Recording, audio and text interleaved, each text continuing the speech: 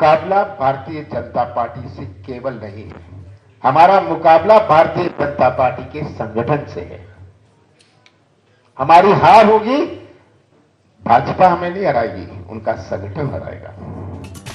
जिस बात को कमलनाथ अलग अलग मंचों से कहते आए हैं, अब उस पर बीजेपी प्रदेशाध्यक्ष ने मुहर लगा दी है।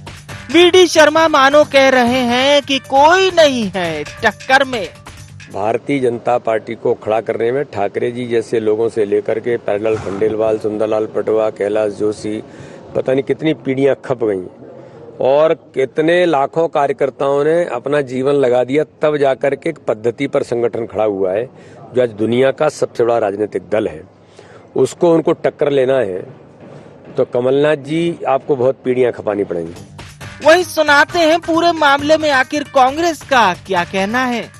कांग्रेस की कार्यशैली है, हमारा जो संविधान है उसके अनुरूप हम लोग कार्य करते रहते हैं और जो दिशा निर्देश हमें अखिल भारतीय कांग्रेस कमेटी से या प्रदेश कांग्रेस अध्यक्ष जी का मिलता है, उस हिसाब से संगठन हमारा मजबूत है। जिला स्तर पे 2018 में जब उन्होंने चार्ज लिया था प्रदेश कांग्रेस अध्यक्ष का, तो उन्होंने संगठन स्ट्रक्चर पे सबसे ज़्यादा ध्यान दिया। यही था कि मध्य प्रदेश की जनता ने कांग्रेस की सरकार 2018 में चुनी थी।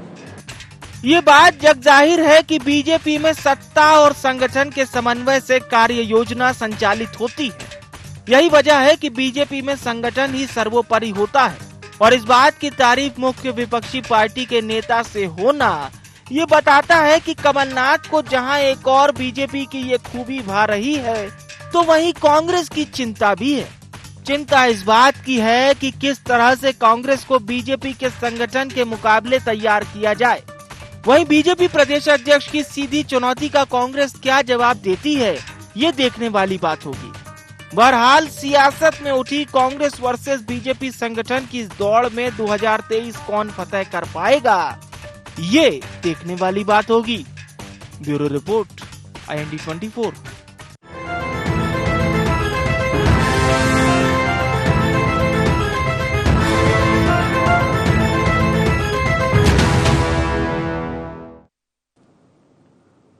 नमस्कार, IND एजेंडा कोई नहीं है टक्कर में आपका स्वागत है। मैं हूं आपके साथ नवीन पुरोहित। चर्चा को विस्तार देंगे, उसके पहले IND एजेंडा के मुख्य बिंदुओं की तरफ एक निगाह डाल दें।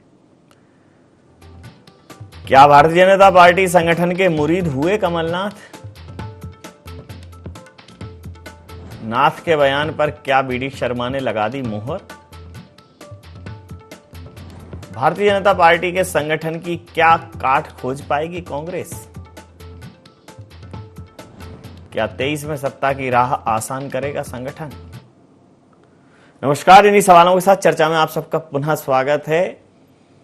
कमलनाथ जी अगर ये कहते हैं कि उनका मुकाबला भारतीय जनता पार्टी की सरकार से नहीं बल्कि भारतीय जनता पार्टी के संगठन से है, तो ये लगभग वैसा ही है कि जिसने सत्य को समझ लिया हो, स्वीकार लिया हो।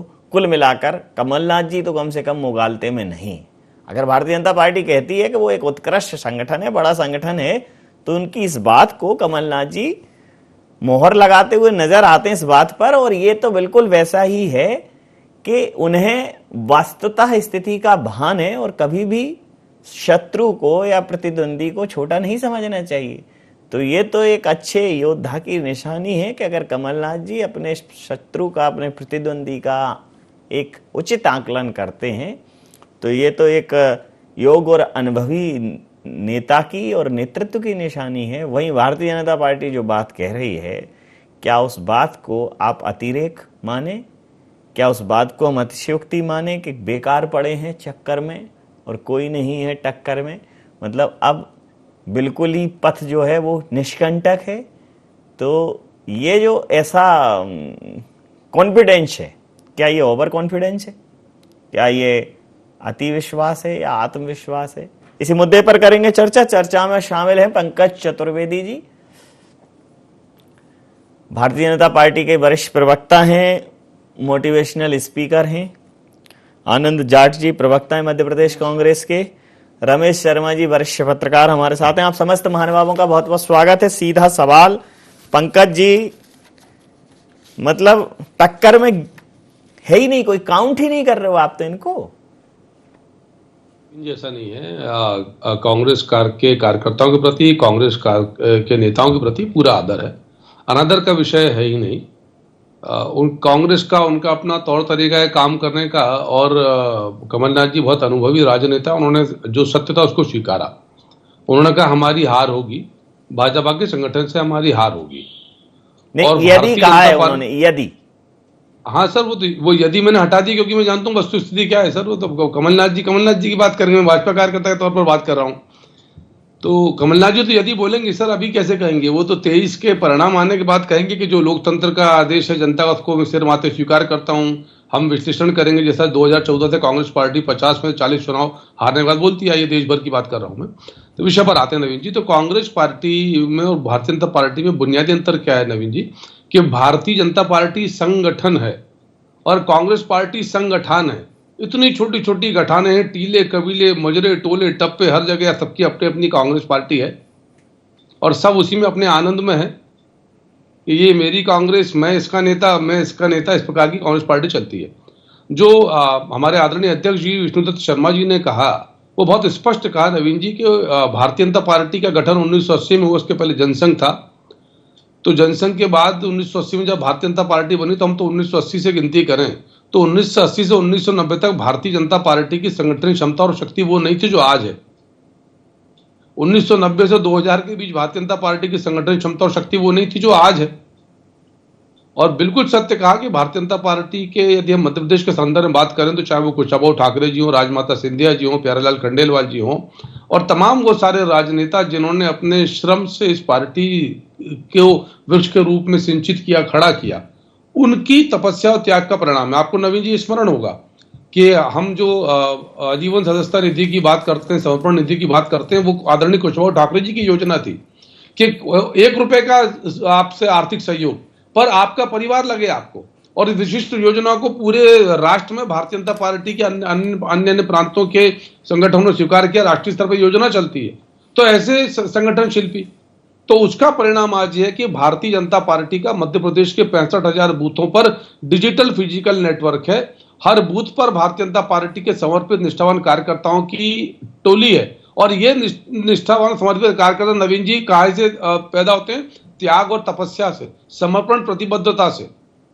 इस भाव से नहीं पैदा होते कि मुझे क्या मिलेगा, मुझे कब मिलेगा, मुझे कितना मिलेगा, और मुझे क्यों नहीं मिला, मुझे भी दो, मुझे भी चाहिए। यहां तो ये भाव है भारतीय जनता पार्टी के कार्यकर्ता का कि मैं दल के लिए, देश के लिए क्या दे सकता हूं।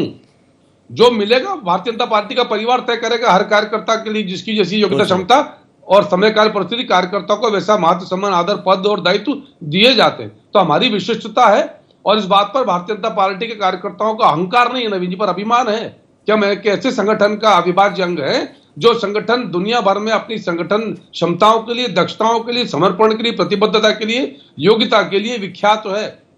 और जिसके आगे कमलनाथ जी जैसे राजनेता, कांग्रेस के राजनेता जो हैं, लोकतंत्र के यज्ञ में बार बार पराजित स्वीकार करते हैं और पराजित होते हैं।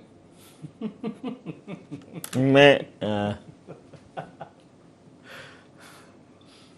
और हंसेंगे कि फिर प्रश्न आप पूछ लीजिए। मुझे हंसने की आजादी नहीं देंगे तो अगली बार नहीं हंसेंगे सर। नहीं, हंसने की आजादी, अरे हंसने की आजादी, हम कह रहे हैं हंसने की आजादी, रोने की आजादी। रोने की भी तो आजादी पूरी है नवीन जी, रोने की हंसने, बिल्कुल रोएंगे, बता दूंगा 2023 हंसने की आजादी, रोने की आजादी, चिल्लाने की आजादी है। और आजादी के बाद भी इस देश में मांगी जा रही है आजादी।